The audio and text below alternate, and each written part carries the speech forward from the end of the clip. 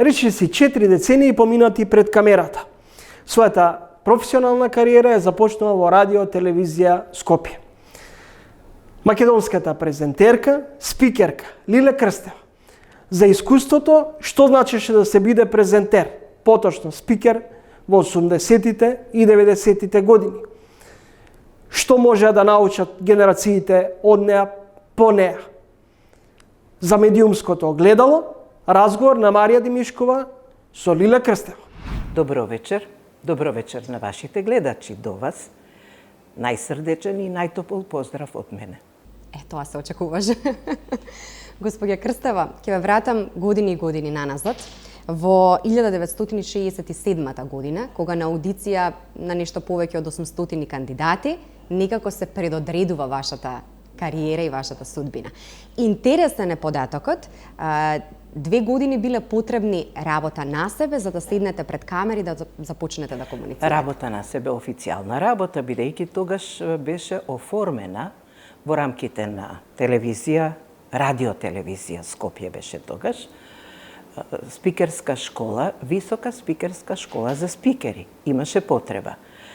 Доаѓа спикерите од радио, тогаш беа оние авторитети од Иван Антонов, Бранка Станковска, Оливера Попанкова, Љупка Апостолова, Солдатов, да не ги заборавам другите, ова се основоположниците на спикерството, сите величини од кои сме учеле, сме имале страв, сме имале однос кон нив, бидејќи биле авторитети од кои можело да се научи нешто, од кои можело да се добие таа смиреност, која се помалку и помалку ја нема денес на телевизиите. Ке се сложите со мене. Секако.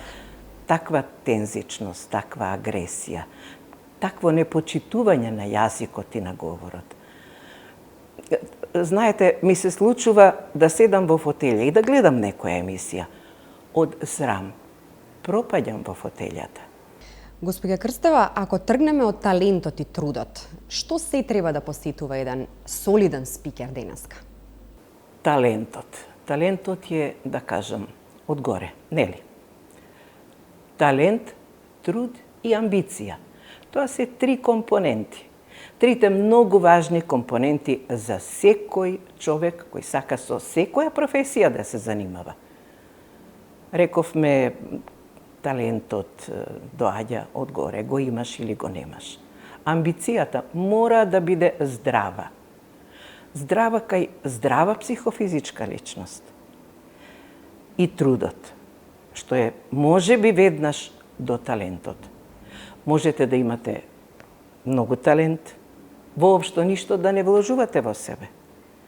Можете да имате многу болна амбиција, затоа реков многу здрава психофизичка личност. Меѓутоа да биде болна амбиција и да сакате без работа, без труд, да го постигнете тоа што сте го зацртале, а всушност да останете боси во одот. Не сте се едуцирале, не сте си помагале самите од на себе. Затоа стасавме до оваа ситуација до која што сме.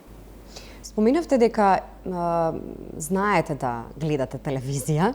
Како ги оценувате денешните спикери? Не знам дали ќе се согласите со мене, но мислам дека најчестата грешка која што се прави е неправилното дишање. Една држава, една земја која претендира да се мери со културните вредности во светот, мора многу да влијае врз културата на говорот. А што е култура на говор? Тоа е чиста и јасна артикулација, чист и јасен говор, со спознавување и спознавање на нормативниот говорен јазик. Треба секој од нас да го знае говорниот, нормиран македонски јазик. Тој што е нормиран, тоа е како закон. Ако отстапуваме од тоа, какви луѓе сме ние? Култивираниот говор е обврска и задолжение на секој човек кој себе си се смета за цивилизиран. Го споменавме новиот кадар на лица кои што се појавуваат пред камера. Дали во последно време некој се обратил за помош кај вас? Многу ретко се обраќаат, затоа ви реков, јас повеќе сум за позадина, да ми се обратат. Јас се уште можам да едуцирам кадри, се уште можам да им пренесам она што јас сум го учела. Господја Крстева, како се негува гласот? Гласот, како се негува? Се негува со љубовта кон јазикот. Основното. Јазикот. Што е јазикот? Извор. Ако тој не се негува. Вруток. Ако го валкаме. Ако фрламе се и се што во него. Секакви изми, што ги велам, србизми и англицизми и секакви други примеси, тоа се баласти кои ни го валкаат јазикот. Затоа постојано, само повторувам, стандардниот говорен јазик. Едно време беше и многу често се употребуваше флоскулата дијалектите се богатство на јазикот. Се согласувам 100%. Меѓутоа, тие дијалекти не треба да бидат дел од стандардниот говорен јазик во емисија. Тоа не сме да се дозволи. Тоа може во преспав да оди дијалектот. Во такви емисии од тој карактер. Меѓутоа на националните телевизии, на тие дебатни емисии каде што се зборува за политиката, каде што се зборува за теми од областа на културата, на што и да е. Таму треба да биде стандардниот говорен јазик. Она што на моменти загрижува е дека онаа слика која што постојано гледаме дека помладата генерација најпрво го изучува и го совладува англискиот јазик, а потоа македонскиот јазик. Може ли некој рецепт да кажете или начин на кој што родителите треба малку повеќе да се фокусираат на младите генерации во однос на изучувањето на нашето богатство, нашиот македонски јазик? Ако од мали не ги едуцираме, не ги насочуваме. Ако јас кажам, те молам и фала на моето внуче, а тој ми вели, бабо, се вели благодарам. Од таму поаѓа, од дома, од родителите, а потоа улицата го прави своето.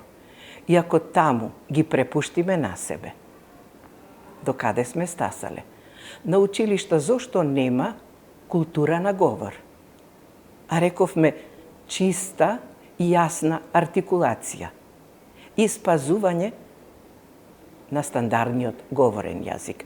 И 100 пати ќе го повторам ова. Не литературен. На литературен пишуваат писателите, поетите. Ова е стандардниот, нормиран јазик, за кој се залагам откако сум свесна за себе. Откако сум станала свесна дека ако ние самите не се почитуваме, ако ние самите не си го почитуваме јазикот, ако ние самите не пиеме од тој извор кој го загадуваме, тој извор, тој вруток ќе пресуши. А тоа е жално. Господја Крстева, една од најчестите дилеми кај денешните спикери е како да се усогласат со она трема која што ја чувствуваат пред да застанат пред камера. Како вие управувавте со тремата и со онаа возбуда која што ја чувствувавте кога требаше да застанете пред камера? Со возбудата никогаш не можете да се справите, бидејќи тоа доаѓа однатре. Меѓутоа, често се зборува дека тоа е трема, како се вели, творечка. Не се согласувам дека е тоа творечка трема. Ние не сме актери, ние сме говорници. Говорници на правоговор.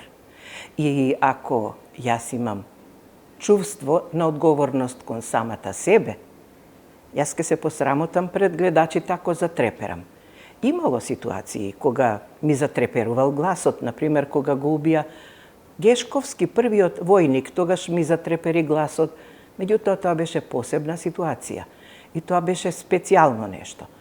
А инаку тремата е одговорност. Најпрвен кон самиот себе, а потоа кон гледачите. Имате некоја техника да споделите во однос на намалување на трема? Имам. Трите компоненти го сочинуваат правилниот говор, правоговорот. Тоа е правилен изговор на вокалите и консонантите, правилно акцентирање и правилно дишење. Има вежби по Милер. Вдишување на нос. Чување 1 секунда и издишување на уста, не со затворена уста. Устните да не се доближуваат, туку полуотворени. Испуштање. Неколку секунди пред секој настап. Длабоко вдишување, издишување, празнење на токсините од нашиот мозок и потоа со ведар лик. Не со не знам каква насмевка, меѓутоа со насмевка во очите. Поздрав до гледачите. Добро вечер, драги гледачи. Вие сте со нашата програма. Ви благодарам за вниманието и следете не следниот пат. Довидување. Госпоѓа Лилјана, јас ке ви се заблагодарам за вечерашниот разговор и за чест и можноста да имаме вечерва во тренинг. Јас ви благодарам и уште еднаш поздрав до гледачите. Се најубаво и ви обрнувам внимание. Убаво однесувајте се кон јазикот. Тоа е нашето богатство. Тоа е нашата иднина.